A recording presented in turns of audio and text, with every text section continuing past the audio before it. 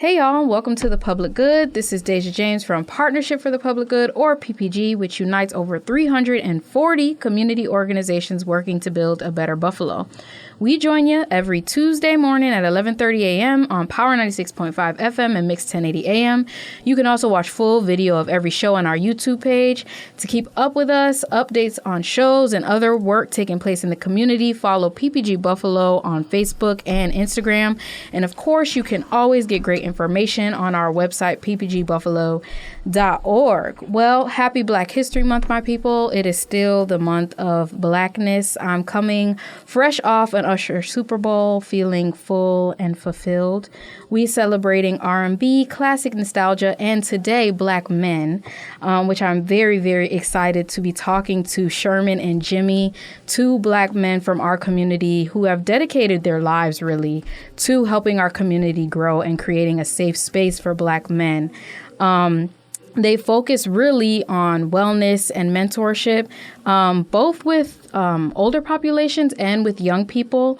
There's so much to unpack here, but I just want to start with both of them being able to introduce themselves. So Jimmy and Sherman, could you introduce yourselves and tell us a little bit about work you do in the community? And I know we've talked about this already, but let the people know what you're doing out here because it's really amazing stuff.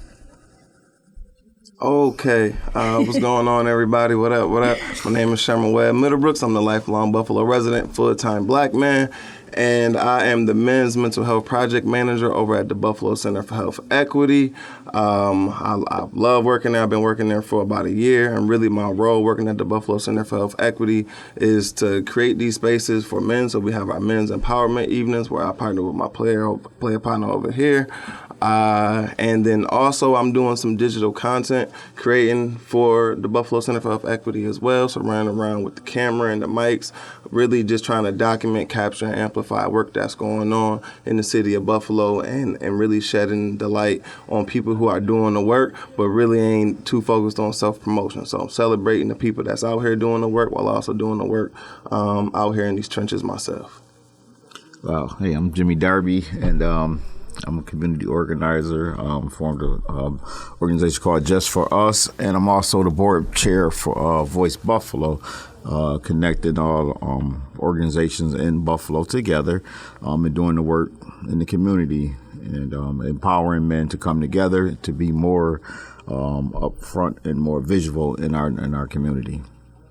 And Jimmy, you had mentioned before in a previous conversation that you're from the area, you moved away for a while, you came back, and the neighborhood kind of just wasn't great, right? And so for you, that kind of sparked a bit of like, well, what can I do to help us out a little bit here? And so I don't know if you could talk a little bit more about that moment for you and what you felt coming back here, and maybe not seeing the development in your neighborhood that you wish to have saw at the time. When I moved away from a very toxic neighborhood on the east side, which was going down because of, in the 80s and 90s, was bad drug reform in our neighborhoods. But when I went to Minnesota, I actually did a lot of grassroots, a lot of community work. I was working in community corrections and also seeing a difference in restorative alternative to incarceration. Mm-hmm. Something that I didn't see practice here in Buffalo a lot. So I joined Voice Buffalo about 10 years ago, and to try to bring that form into Buffalo as well as many others have. But I definitely believe in that system. And just to come back to see the same thing, I was looking for a change, and you can't expect change if you don't be part of the change. Yeah, and I think you emphasize a point that's so important, is because a lot of the times when people enter the carceral system, they're kind of forgotten, they're pushed to the side, and like we remove them from society because maybe some people fear there's some type of blight in society and that they just need to be put away. But I think your experience and what you're saying in corrections and seeing more restorative corrections is that no, these are people that need to be returned to the community so they can be able to talk to people about what happened with them, what you should do differently. Like they have the lessons and they have that knowledge. And I've talked to other people about how important that is, being activists returning to community. So how important do you feel it is to kind of activate with that population and make sure they're being returned back to society in a humane way? The best teacher is through experience, and I think a person that's been through the system is the way to relay it and educate the community. Just look at some of the problems that we have downtown at the library. If some of these returned citizens can come out, and be part of that mentor team, that would look great. We keep trying to blame it on the systems and saying this not working, but really we have to be that change. We have to be the switch on it. And to use the people that's coming home because they're remorseful, because they did their time, they rehabilitated, but with the right resources and the right tools and the right empowerment, that's what we do on Monday nights is, lift the men up to take their life back over control.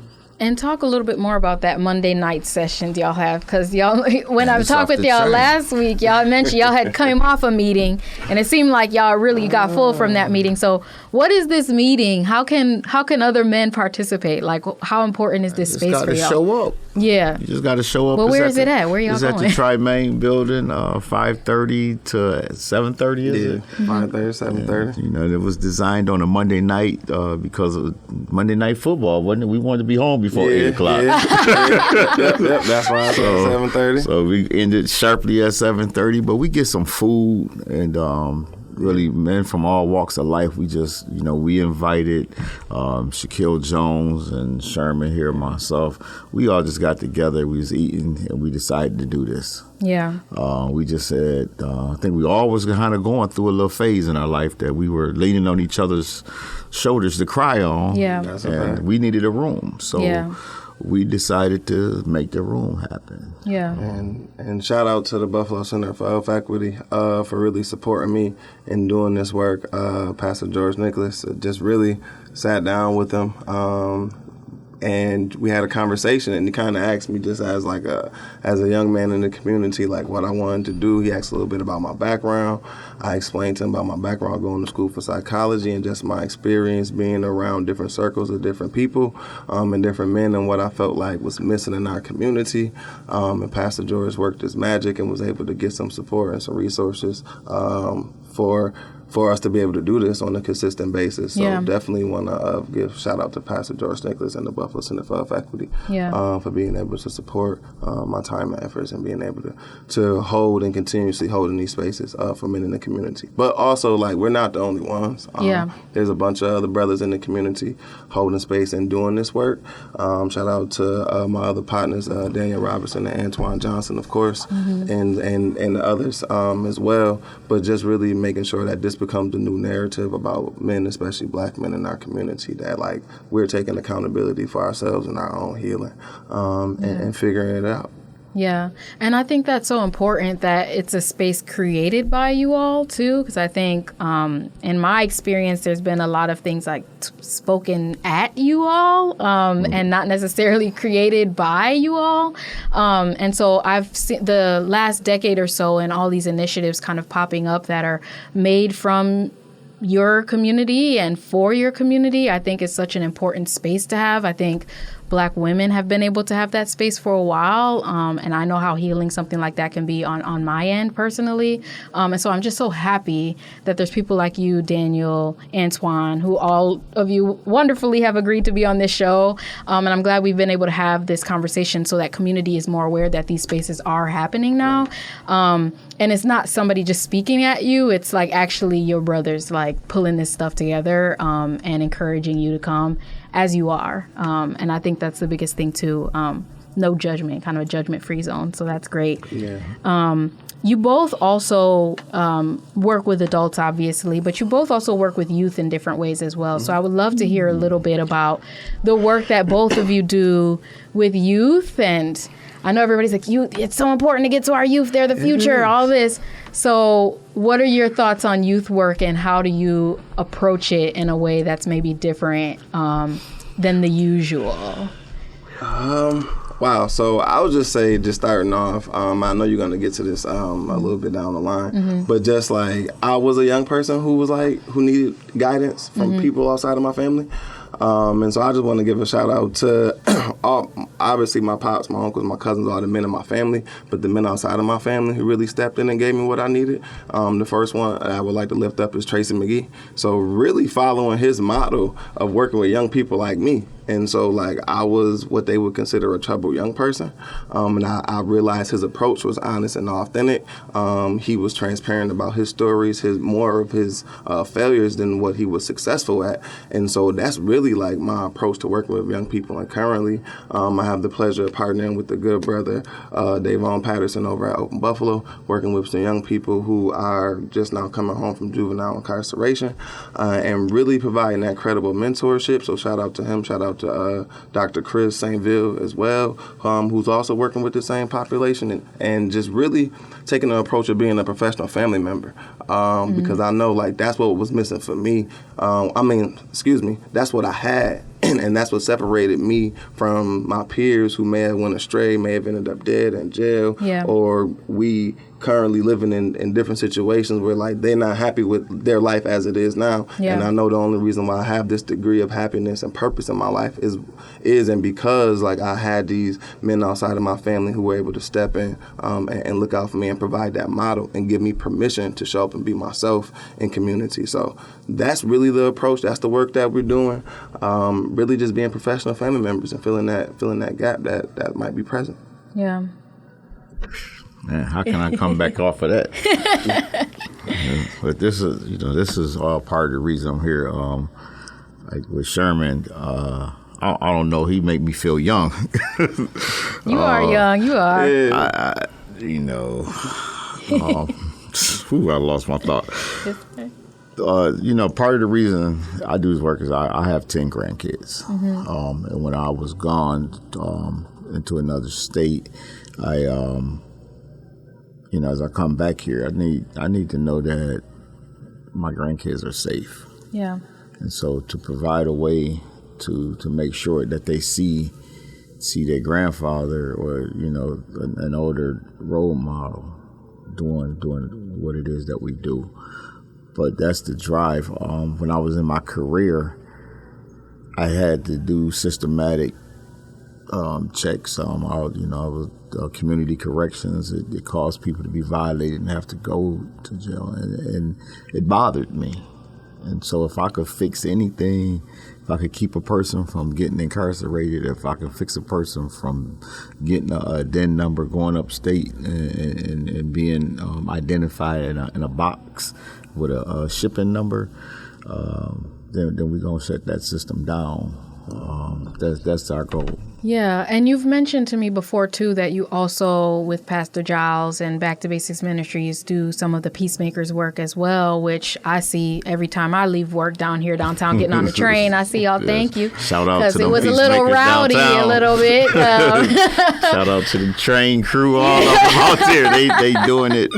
And youth are going to be youth, and youth are going to have fun. And I think, like you said, a lot of people want to label youth as troubled, but I don't think that's necessarily the case. And I love the Peacemakers because y'all don't try to stifle the kids that are around there, but you're just there to be that accountability measure of, like, that family member that, you wouldn't act up in front of that auntie or uncle. Like, you would, comport yourself a little bit differently if there's somebody that I respect standing here, so let me act right? Yeah. And I think that's it. Like, just having that presence is important. And I think some of the past supposed solutions of just posting the police there or something like that have not been helpful. And I think having you all there is really a welcomed thing for both youth and from, because I've seen youth come up, talk to you guys, be very comfortable.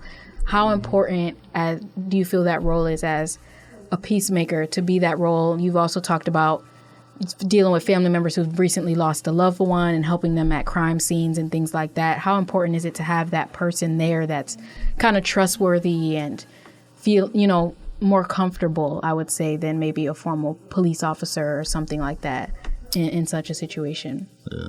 I mean, that's actually 110% important. Yeah. You got to have somebody you trust. You got to have somebody that you could talk to, and being safe. My little niece, one time we were in the car and she identified a couple other peacemakers, and she said, "Uncle, there's your team." Mm-hmm.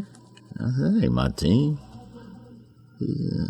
They peacemakers. They got on a yellow shirt like you got on."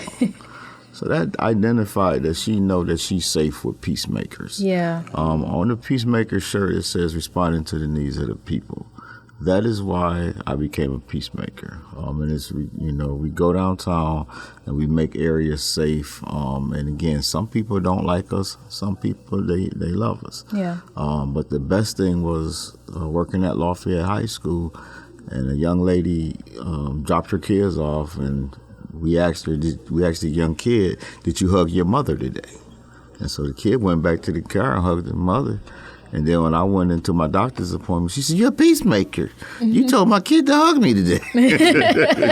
So those are the joyful moments that I get out here as a peacemaker and doing the work. Yeah. But, going back into when I was a kid, going to Futures Academy, I graduated from Burgard High School. We had peacemakers in the neighborhood, but they were just called elderly folks. Mm-hmm. And they made sure that we were safe. They made sure that when we got off the bus, we got home, and till our mama got home, till our dad got home. And so it was a way different time period where we got to adapt to this newness and connect with them. Yeah. And so like with me, Sherman, and Shaquille, doing our men's empowerment night, it's funny how we all in a different generation of age. Mm-hmm. So we going to bring that gap closer. Yeah, and we're going to close that gap. And we all going to be able to communicate, because until I met Sherman, I didn't know how to communicate with my kids, but now I understand them a little bit better. Oh, yeah. And those intergenerational conversations are so important. And I think that's been so severed for different reasons, social media, like systematically, like a certain generation being pulled from our community away from us, which is the next thing I want to talk about. Both of you have talked about being fathers, Jimmy being a grandfather. How important for you personally is that role as father, as grandfather, in your life? And Sherman, I know you participate on a whole podcast about fatherhood. Yeah. So why do you do that? Why do you think it's so important as a Black man to talk about fatherhood? So again, shout out to the Buffalo Fatherhood Initiative podcast. Check us out on YouTube. That's co-hosted with me, myself, Daniel Robertson, the good brother Antoine Johnson, and we filmed that over at Cruise Control Studios. But for me, it's a matter of what I say in the fatherhood programs when we have our nurturing fatherhood program. So if you need some fatherhood classes, make sure you sign up for those. But I would always say, like, when I left the hospital with my daughter, the nurse basically was like, if you got a car seat and a stroller, okay, cool, dress her however you're going to dress her, y'all good. And I was like, that's it? Like, you're a father now. You just going to let me leave? I was chilling in the hospital these last 2 days. It was safe. Now you just sending me out here in the world with this kid. I ain't got no instruction manual. I ain't got no license. And I'm like, yo, to have a car, like, or to fish, you got to have a license. Like, even a car come with an instruction manual. I just got this kid. I'm just out here. Like, I got to put it together. I'm just looking at her. And I remember with my daughter's mom on her first birthday, like, waking up, giving each other a high five, like, yo, we kept her alive for a year. Like, it was like, yo, because it was like, yo, you so small. It was just, so just like that, and my dad is involved. I got a wonderful village. A bunch of uncles who are men that I could pull from, who are excellent fathers. And so I didn't realize that that's what I was doing until I got into this fatherhood program, and I started having conversations with other men. And I realized, like, when we would talk about things, I was pulling from these conversations that I had with my uncle, with my father, with my cousins, with my brothers when I was little kids, and how it shaped my mentality, how it shaped my philosophy. how it shaped my value system. And I was like, oh, I was kind of given the guidebook. I just didn't know it. It wasn't intentional. It wasn't explicit. And so to be able to have these kind of conversations, to pose these topics in order to get to think about things we never get the chance to think about, that's why we do the Buffalo Fatherhood Initiative podcast. That's why we have our men's empowerment evening. That's why we do the Nurturing Fathers program, so that way we can create these spaces intentionally so we could think these thoughts we never thought before, understand our value systems, and then we do this activity called Keep Toss Add in the fatherhood program. And so it's going to be things that you got from your pops or the men in your life. What are the things that you're going to keep? What are the things that you're going to toss? What are the things that you're going to add? And it's like a recipe. So you gave me these ingredients. Some of them I don't need or I don't like, and I'm going to add my own flavor to this fathering thing. And that's pretty much what we're doing. We just coming together, a bunch of different chefs sharing the recipe. That's beautiful. That's absolutely beautiful. It's so important to, once again, have intergenerational conversations, because some people don't have that. Some people don't have the network or the village that you had, but you have the knowledge that you can pass on to a peer that maybe didn't have that experience, but through you, right? And I just think having that safe space to even just ask a question, like have a space where there are no dumb questions, is so important. So I just really commend you all for doing that work. Jimmy, as someone who's also a grandfather, how does that kind of change your view or give you some extra knowledge and wisdom to throw on top of that salad that Sherman was talking about? Well, I remember that day I was like that excited about my first child. Yeah, he changed my life. I love him too. Jimmy the third. But it's really no other feeling than becoming a father. But then being able to have the responsibility to raise a family. Like this person is here because of you, and you want to raise this child to be the best in the world. And now that I have grandkids, it's even more powerful because I got time to spend with them and send them back home. So I get to do some of the things that I want to do with other youth, because that's what my career was in, juvenile probation. And so I get to talk to my young grandkids and empower them. And so now my granddaughter always says, "Granddad, only one person can talk at a time," because of the talking piece. Yeah. Because it's what we practice all the time. Yeah. So it's powerful to be in that state, but then also to be able to encourage other members in the community. Young man that I mentor in the schools, he's working. I pulled up on him yesterday. "Oh man, this is my man." And he was working. He wanted to give me some stuff. No, man, you got to keep your job. Yeah. But it was an honor that he was a rough one at first, but now he want to interact with me. And that's the pay of it all. Yeah. And that part of that, what of the work that you all do is that you're influencing others, either directly, explicitly, implicitly, just by your example, things like that. Sounds like you both have had people or a mentor at some point that kind of showed the example, and you're like, oh, and maybe you didn't right then say, I want to be just like them, but in the end, you're like, I am being my brother, I am being my father, I am being my uncle, I am being, and so what advice would you give to community that maybe aren't directly doing something right now to help their community, or don't feel like they are, that want to feel like I want to do an initiative, or I want to participate in something, or I want to make something to better my community?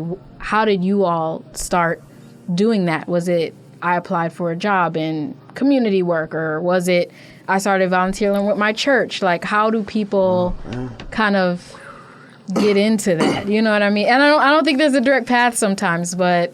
So I think I get asked that question often, because I've been doing this work since I was 16. Yeah. And it was because I had my mentor who I met at 16. Yeah. And so he kind of put me on the path of, like, he's basically told me the way he feeds his family is by helping other people feed their family. Yeah. And he showed me that there's a career path in helping others. And so, and he was the happiest man that I knew at that point in time in my life. So I wanted to be like him. Yeah. And so I just volunteered a lot Yeah. as a teenager. And that's why I encourage young people to join programs, join groups, because there's going to come a time in your life where you're going to need to trade that time for money, and you're not going to be able to go do things just to figure it out, or just because you like it, or just because it's your passion, because you're going to have bills and responsibilities. So figure that stuff out young. So I was able to figure out I love doing community work young, at a young age, and tried other things and realized that this is what I wanted to stay in. And so as I stayed in this path, I always listened and looked out for like other people that was going to take me to the next level.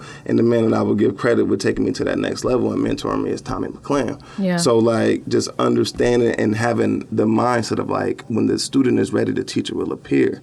But the student has to be cognizant and looking for that teacher that's going to take them to the next level. So it's some responsibility on us to be looking and responsible for ourselves, but also we have a responsibility to be that person who we wish we had in community. And that's where we find our role and purpose.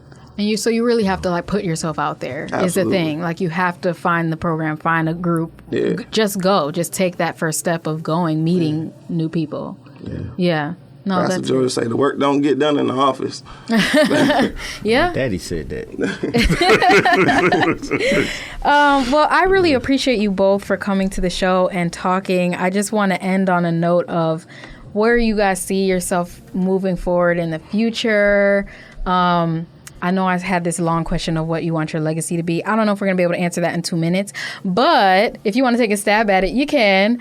But where do you see yourselves and maybe even like the Buffalo community in the future? Where would you want to see that headed towards? That's a really deep question. No pressure. Well, me personally, I would like to see a connection of all organizing people to come together, to build a community calendar to where we know what's going on with one another as each group want to do this stuff. There's a disconnect with communication in the Western New York area. Things just don't get around you. Everybody doing the same thing different nights of the week, and you're only getting 10% of the people. Yeah. So I'm going to offer, with being the new sitting president of Voice Buffalo, since you giving shots out, we are looking for an executive director. Yeah. So please contact Voice if you are looking for a position. But we are here to build community, and my legacy with Voice and with the Western New York area is just to be, I want to be part of the reason why we all came back together. Yeah. Just giving honor to some of the ones that led me to where I am is, like Cliff Bell and Justin Price. Those are both pioneers in this community. And I used to live right down the street from Mr. Price, and Mr. Bell, he sold me my first pair of Converse sneakers. So, going back to Black history, those were the Black faces that I saw in the community that was out here doing the thing. Yeah. And, that's what I mimic. That's how I was raised, and, and just, definitely giving a shout out to my family. Yeah. That's beautiful. And we've reached the end of the show, but I really both appreciate the wisdom that you both laid down here, because this is Black history. And I think like people think of all these past figures as these huge, like they did so much, but this is how each of them started. And so you guys are setting such an amazing example, and you will be the names that you're mentioning. In the future, there'll be some young person that says, I met Sherman or I met Jimmy and they made me want to. And that's really how we keep building and how we make our history happen. And so I really just commend both of you brothers for doing this work. And I see you. And I just feel it in here. And I get emotional sometimes talking about it and talking to people like y'all, because it's just so inspirational. But thank you both so much for being here and doing the work that you do. I hope you feel appreciated. And your work you do is so, so important. Thank you so much for being here. This is Dejia James with Partnership for the Public Good, or PPG, uniting over 340 organizations working to build a better Buffalo. It's the Public Good, Tuesday mornings at 11:30 a.m. on Power 96.5 FM and Mix 1080 AM. Thank you.